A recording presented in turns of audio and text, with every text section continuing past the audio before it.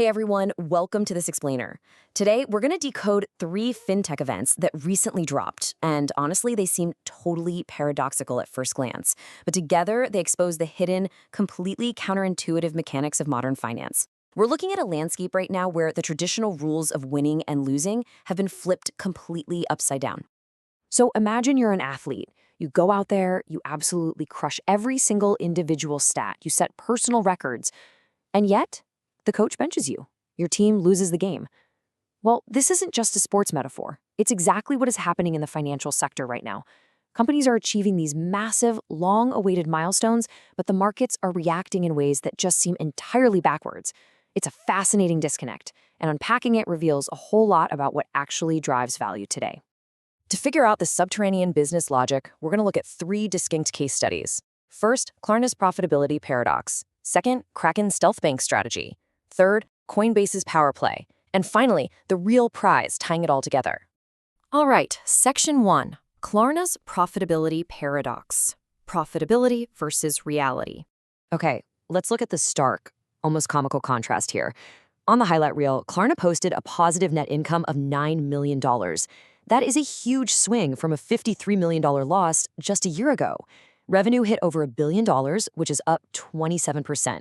And their transaction margin, a metric their CEO loves to point out, soared 42% to $446 million. I mean, every guided line came in hot.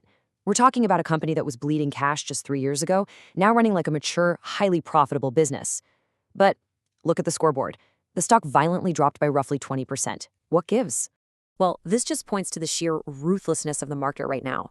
To borrow a perfect analogy, it's literally the financial equivalent of a quarterback throwing for 400 yards and 3 touchdowns, looking completely unstoppable, and still losing the game because of one incredibly costly turnover. You can look amazing on the highlight reel, but none of that matters if the final scoreboard goes against you. So what was that costly turnover for Klarna? Basically, the market completely ignored their past quarter's success because of a few red flags buried deep in the report. First off, Klarna trimmed its full-year guidance. Why? Because of softer consumer spending in Germany and rising credit losses overall.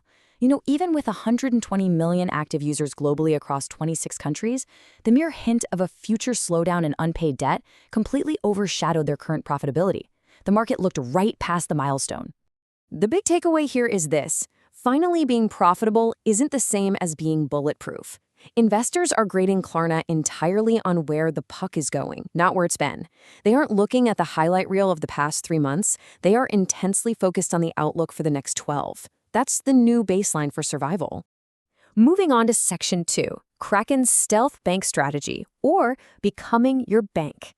So Kraken just dropped a cashback debit card. Now, they've been a place to trade crypto for over a decade. That was step 1. But step 2 is putting a physical card in your wallet for groceries and gas. This puts them in direct, fierce competition with the Coinbase card and Cash App. Why take this on? Because honestly, crypto trading volumes have broadly plateaued. The wild speculative spikes are just fewer and farther between. By moving to step 3, they generate interchange revenue on every single swipe, quietly achieving everyday bank stickiness. Think of this strategy like a gym. If an exchange only relies on crypto trading fees, they're essentially just selling day passes. It's occasional, unpredictable revenue driven by market volatility. But by giving you a debit card, they're selling you the gym membership. Once they get you to set up your direct deposits or route your monthly autopay bills through their card, your switching costs go way, way up. Leaving suddenly feels like a massive headache. The real money isn't in your occasional trading visit. It's in locking you into an ecosystem. And this highlights a hilarious but totally accurate trend across the industry. Every crypto exchange is quietly becoming a bank in a trench coat. Seriously, they want to avoid the heavy, arduous regulations of officially becoming a chartered bank, but they desperately crave those exact same consumer habits. The real prize for these platforms is capturing your everyday, boring spending. All right, Section 3, Coinbase's power play, securing the bag. Over $900 million. Just let that sink in for a second. That staggering number is not a one-time payout. No, it's the estimated annual revenue from Coinbase's revenue-sharing agreement with Circle over the USDC stablecoin. And Coinbase just locked down this incredibly reliable, massive revenue stream for 3 more years, all the way through 2029. Let's break down how this deal is structured. Under the renewed terms, Coinbase gets to keep 100% of the reserve interest for any USDC held directly on its own platform. For USDC held everywhere else, they still get a 50-50 split with Circle. I mean, it is an absolute cash cow for Coinbase, but the real story here is how they managed to keep this deal exactly the same. See, Coinbase recently joined the rival OpenUSD stablecoin consortium, working alongside massive players like Stripe, BlackRock, Visa, and MasterCard. When that happened, Circle's stock actually dropped double digits. Everyone assumed Coinbase was going to use this rival consortium to renegotiate a better deal, or that Circle would punish them. Instead, Coinbase renewed on the exact same highly lucrative economics. It's the corporate version of re-signing your apartment lease at the old rent, even though the landlord, Circle, clearly could have tried to charge you more. In this scenario, Coinbase is the tenant who holds all the actual leverage.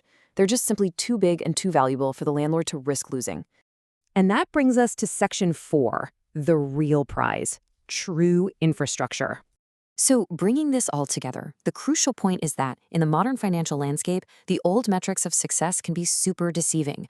What do we actually learn from Klarna getting punished for finally making money? We learn that markets grade exclusively on future outlook and stability, not past highlight reels. What do we learn from Kraken trying to sneak into your wallet with the debit card? We learn that future consumer stickiness easily beats the hype of occasional trading fees. And what do we learn from Coinbase securing their billions?